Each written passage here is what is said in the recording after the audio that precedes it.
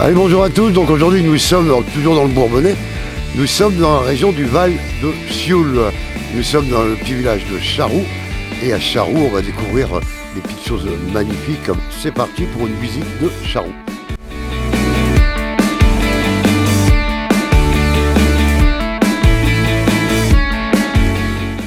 Allez, donc toujours à Charroux. Et là, on va visiter le musée des horloges. On va aller voir, on va remonter le temps. Et on va discuter avec le maître du temps.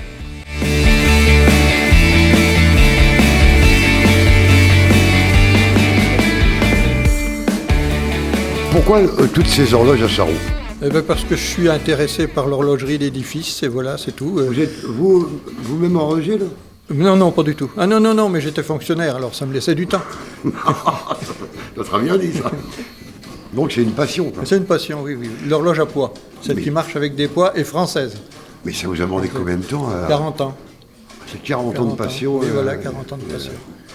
Mais comment on passe de fonctionnaire à cette magnifique collection? L'après-midi, le soir, et puis aller user les mairies pour essayer de trouver les mouvements, quoi. Il faut les user, les mairies, parce qu'elles appartiennent aux communes. Hein. Donc il faut les user petit à petit parce qu'il n'y en a plus en service, hein, des horloges mécaniques. Tout est électrique. Parce que comme on voit que toutes ces horloges sont en état de fonctionnement. Ah oui, elles marchent toutes, oui. C'est comment vous arrivez à trouver les pièces ou vous non, il faut les refaire. Il faut les confectionner vous-même. Bah, oui. Ah oui, parce que les dernières ont été fabriquées avant la guerre de 14, en gros. Quoi. Donc il n'y a plus de pièces détachées. Et puis il n'y en a pas deux pareilles. Donc, alors c'est celle-ci la plus ancienne. C'est la plus ancienne, oui. Avant l'invention du balancier, 1542. C'est dans un clocher comme ça, mis de côté, et puis elle est restée pourrir dans un coin, quoi. Jusqu'au moment où j'ai découverte, quoi, c'est tout. En dehors du boulot, oui, ça me prenait tout mon temps, parce que je suis en retraite quand même maintenant. Et donc maintenant, c'est les horloges à temps plein. C'est les horloges à temps plein. Il faut pas des quantités de choses, c'est gros, hein, ça quand même. Hein. Puis la lime, hein, c'est tout. Hein. Fonctionnaire. Oui. Alors, donc 1542. Donc là, ça nous fait ramener au XVIe siècle. Oui, avant l'invention du balancier, sur une horloge. C'est vraiment chouette. Et elle fonctionne toujours? Oui. Et pourquoi Charroux? Parce que j'habite à Charroux, c'est tout. Hein. D'accord. Voilà. Et rue de l'Horloge. Oui, en plus. En plus, j'habite juste au pied de l'horloge. Alors, est-ce que le nom de rue de l'Horloge était apposé avant que vous arriviez? Ah oui, longtemps avant, oui, parce que les rues ont été baptisées au XVIIe siècle, donc... donc c'était pas votre honneur? Non, pas du tout. Pas du tout. Mais est-ce qu'il y a une raison particulière qu'il y ait des horloges à Charroux? S'il y avait rue de l'Horloge, il y a une raison? Parce qu'il y a l'horloge au bout de la rue, hein. C'est tout, c'est pour ça. Hein. Puis il y a des rues de l'Horloge dans beaucoup de patelins, parce qu'il y a l'horloge qui est en bout qui est sur une tour... C'était propice à ce que vous voilà, ici, ça tombait bien, oui, voilà. Regarde là, c'est pas tourné, là, c'est forgé. Ah oui, on le voit bien. On voit les aspérités, là. C'est forgé. Tout changé pour mettre l'électrique. Ils veulent plus que ça sonne la nuit, hein. Parce que ça sonnait la nuit, en plus. Et justement, c'était prévu pour ça, pour la nuit. Parce qu'à l'époque, il n'y avait pas de réveil lumineux, il n'y avait pas d'électricité. Voir l'heure la nuit, c'était pas si évident que ça. Donc ils attendaient que ça sonne quelque chose. Ouais, voilà. Pour les alertes et tout ça, quoi.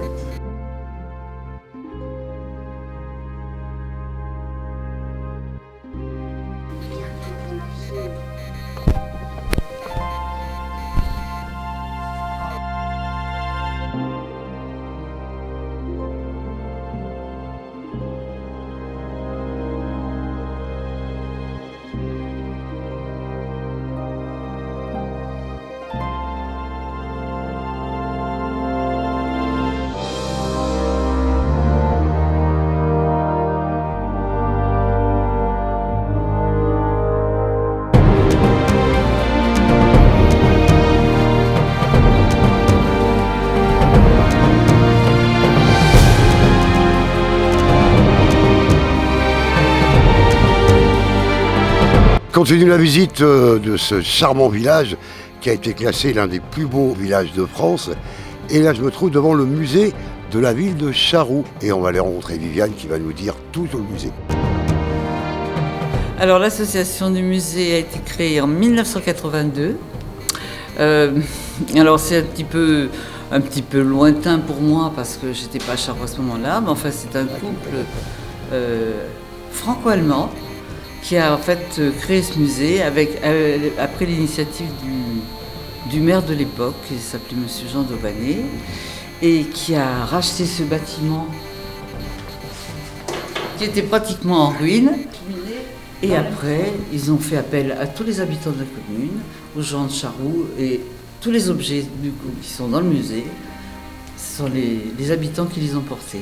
Alors ils avaient des pierres chez eux qui servaient des fois vraiment à une entrée de cave, n'importe quoi, et puis en fait c'était des pierres sculptées qui représentaient quelque chose qui avait un peu de valeur.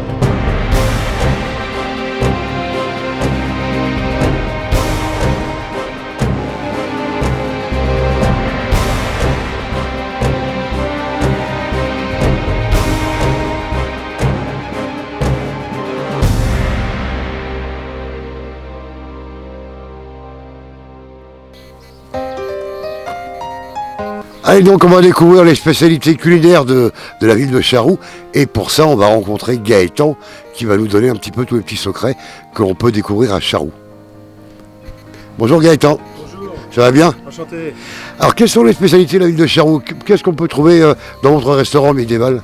Alors comme dans un village médiéval typiquement de la région bourbonnaise et auvergnate, on va y trouver des spécialités de la truffade auvergnate, donc plat de pommes de terre mélangé à du fromage de Cantal, mais aussi la célèbre andouillette à la ficelle à la sauce moutarde de Charroux. Voilà, une des typicités du village faite par un de nos amis épiciers du village.